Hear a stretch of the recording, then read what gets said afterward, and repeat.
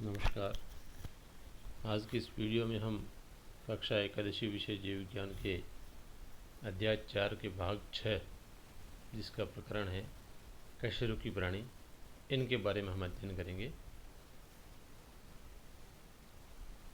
संघ Chordata,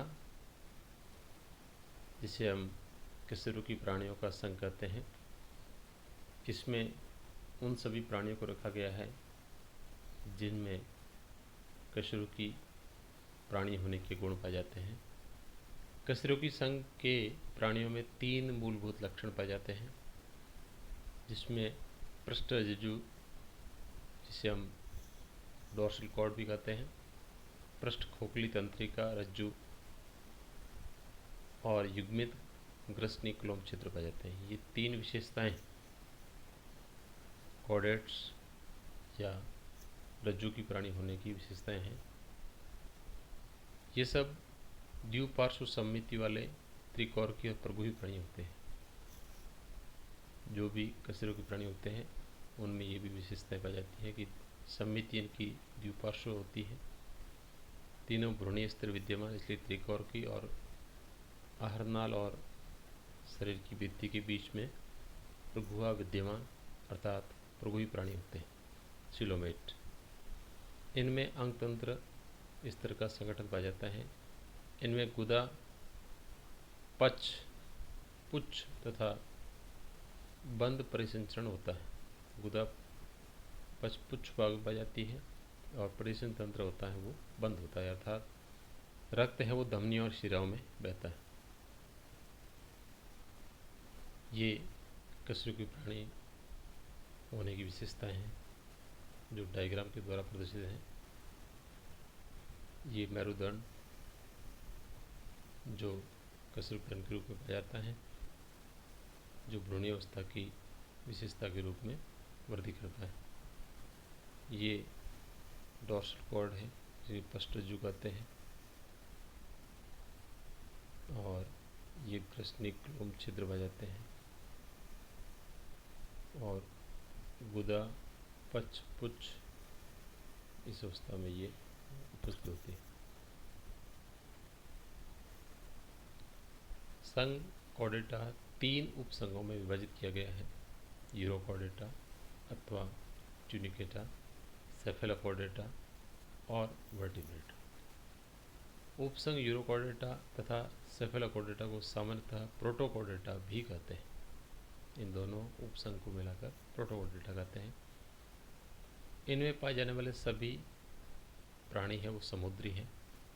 urochordata में पृष्ठ रज्जु केवल लार्वा की पूंछ में पाई जाती है, ये इनकी विशेषता होती है। यूरोकॉर्डेटा में जो पृष्ठ रज्जु होती है, डोर्सल कॉर्ड, वो केवल लार्वा अवस्था की पूंछ में पाई जाती है, जबकि सेफेलोकॉर्डेटा में पृष्ठ रज्जु सिर से पूंछ तक फैली जाती है। ये सेफेलोकॉर्डेटा की विशेषता होती है, जो जीवन के अंत तक बढ़ी रहती है। ये सेफेलोकॉर्डेटा में होता है। उदाहरण है यूरोकॉर्डेटा में एसिडिया, सेल्फा, टोलियोलम, और सेफेलोकॉर्डेटा में ब्रैंकियोस्टोमा, जिसे एम्पियोक्सस या लैंसलेट भी कहते हैं। एसिडिया ये डायग्राम के द्वारा प्रदर्शित है। कशेरुकी संघ के प्राणियों में पृष्ठ रज्जु भ्रूणीय अवस्था में पाई जाती है, यानी स्टार्टिंग इसकी भ्रूणीय अवस्था से हो जाती है। वयस्क अवस्था में पृष्ठ रज्जु अस्थिल अथवा उपस्थिल मेरुदंड में बदल जाती है, यानी शुरुआत भ्रूणीय अवस्था से और बाद में ये या तो अस्थिल बन जाएगी या उपस्थिल, जो मेरुदंड के रूप में विद्यमान रहती है। कशेरुकी प्राणी रज्जु की भी कहलाते हैं, किंतु सभी रज्जु की कशेरुकी नहीं होते। ये विशेषताएं ध्यान रखिएगा। कशेरुकी रज्जु की भी है, लेकिन सभी रज्जु की कशेरुकी नहीं है। रज्जुकी के मुख्य लक्षण के अतिरिक्त कशेरुकी में 2, 3 अथवा 4 प्रकोष्ठ वाला पेशीय अधर स्थिति में हृदय पाया जाता है। या तो 2, 3 या 4 प्रकोष्ठ वाला होगा। वृक्क जो हैं उत्सर्जन तथा जल संतुलन का कार्य करते हैं, वृक्क यानी किडनी, तथा पख, फिन या पाद के रूप में 2 जोड़ी युग्मित उपांग पाए जाते हैं जो इनके जल में रहने के अनुकूलन है। उपसंग वर्टिब्रेटा को पुनः उपवर्गों में डिवाइड किया गया है। पहला वर्ग है साइक्लोस्टोमेटा।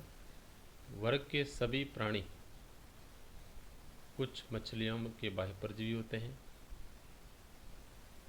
और इनका शरीर लंबा होता है। इनमें श्वसन के लिए 6 से 15 जोड़ी क्लोम छिद्र पाए जाते हैं। ये साइक्लोस्टोमेटा जीवों की विशेषता है। साइक्लोस्टोम जो खुद एक जीव है, इसे बिना जबड़ों का चूषक तथा वर्ताकार मुख होता है, यानी मुख में जबड़े एब्सेंट होते हैं। इसके शरीर में शल्क तथा युग्मित पंखों का अभाव होता है, यानी जोड़ीदार पंख नहीं पाए जाते। कपाल तथा मेरुदंड उपास्थिल होता है, यानी उपास्थि से बना होता है। परिसंचरण तंत्र बंद प्रकार का, जो कि कशेरुकी जीवों की विशेषता है। साइक्लोस्टोम समुद्री होते हैं किंतु जरण के लिए अलवणीय जल यानी मीठे पानी में प्रवास करते हैं। वैसे खारे पानी में रहते हैं लेकिन जनन क्रिया के लिए अलवणीय जल में प्रवास करते हैं। जनन के कुछ दिन बाद वे मर जाते हैं और उनके लार्वा कायांतरण के लिए या कायांतरण के बाद में पुनः समुद्र में लौट आते हैं। उदाहरण के लिए पेट्रोमाइजोन, जिसे लैम्प्रे भी कहते हैं, और मिक्सिन, जिसे हम हैगफिश भी कहते हैं। पेट्रोमाइजोन, ये डायग्राम है इसका, इस प्रकार की विस्तार होता है। वर्ग कॉन्ड्रिक्थिस, ये धारारेखीय शरीर के समुद्री प्राणी होते हैं तथा इनका अंतः कंकाल उपास्थिल होता है। ये इनकी विशेषता होती है। कॉन्ड्रिक्थिस उपास्थियों से बना हुआ अंत कंकाल होता है। मुख अधर सतह पर स्थित होता है, जो जमीन के संपर्क में सतह होती है। पृष्ठरज्जु चिरस्थायी होती है, यानी जीवन भर पाई जाती है। क्लोम छिद्र अलग अलग होते हैं तथा प्रच्छद यानी ऑपरकुलम से ढके नहीं होते, यानी क्लोम छिद्रों के ऊपर ऑपरकुलम नामक ढक्कन नहीं होता। त्वचा दृढ़ एवं सूक्ष्म पट्टाभ शल्क युक्त होती है, यानी इसकी त्वचा पर जो शल्क पाए जाते हैं वो पट्टाभ वाले यानी पट्टाभ शल्क पाए जाते हैं। पट्टाभ दांत पट्टाभ शल्क के रूप में रूपांतरित और पीछे की ओर मुड़े हुए दंत होते हैं। ये इनकी दांतों की विशेषता है। इनके जबड़े बहुत शक्तिशाली होते हैं और ये सब मछलियां हैं, टोटल फिशेज है। वायुकोश की अनुपस्थिति के कारण डूबने से बचने के लिए लगातार तैरते रहते हैं। ये इन जीवों की विशेषता होती है कि इनमें वायुकोश नहीं होता, जिसके लिए इनको लगातार तैरना पड़ता है, नहीं तो ये डूब जाते हैं। हृदय 2 प्रकोष्ठ वाला, अर्थात जिसमें एक आलिंद और एक निलय होता है। इनमें से कुछ में विद्युत अंग भी पाए जाते हैं, जैसे टॉर्पिडो। कुछ में विषदंत जैसे ड्रैगन। ये इन जीवों की विशेषता है। ये सब असमतापी यानी पोइकिलोथर्मिक होते हैं, शरीर का ताप समान नहीं रहता। इनमें शरीर का ताप नियंत्रित करने की क्षमता नहीं होती, इसलिए असमतापी पॉलीकिलोथर्मिक भी कहते हैं इनको। नर तथा मादा अलग अलग होते हैं, यानी एक लिंगाश्रयी जंतु होते हैं। नर में श्रोणी पक्ष में अलिंगिक अंग होता है, आलिंगिक अंग पाए जाते हैं, जिसे हम क्लैस्पर कहते हैं। निषेचन आंतरिक होता है तथा अधिकांश जरायुज होते हैं। जरायुज अर्थात बच्चों को जन्म देने वाले जीव जरायुज कहलाते हैं। उदाहरण के लिए स्क्वालोडॉन कुत्ता मछली, प्रिस्टिस आरा मछली, कॉर्केरोडॉन जिसे विशाल सफ़ेद शार्क भी कहते हैं, ट्राइगॉन वेल शार्क कहते हैं। ये स्क्वालोडॉन का डायग्राम है, जिसे हम कुत्ता मछली भी कहते हैं। प्रिस्टिस देखिए आगे का मुख वाला भाग आरी की तरह दिख रहा है, आरा मछली कहलाती है। वर्ग ऑस्टिक्थिस, इस वर्ग की मछलियां लवणीय तथा अलवणीय दोनों प्रकार के जल में पाई जाती हैं। इनका अंतकंकाल अस्थिल होता है। जिस प्रकार कॉन्ड्रिक्थिस में उपास्थिल था अंतकंकाल, इनमें अस्थिल होता है। इनका शरीर धारा रखित, यानी इस प्रकार आगे से और पतला होता है, पीछे से पतला, बीच से मोटा होता है, धारा रखी शरीर कहलाता है। इनके मुख अधिकांशतः अग्र सिरे के अंत में होता है। इनमें 4 जोड़ी कुलुम छिद्र दोनों और प्रच्छद यानी आच्छद पाया जाता है, जिसे ऑपरकुलम कहते हैं, यानी ऑपरकुलम में ढके रहते हैं ऑपरकुलम के द्वारा, जबकि कॉन्ड्रिक्थिस में ऐसा नहीं होता। त्वचा साइक्लॉइड जो शल्क होते हैं या टिनोइड शल्क से ढकी रहती है।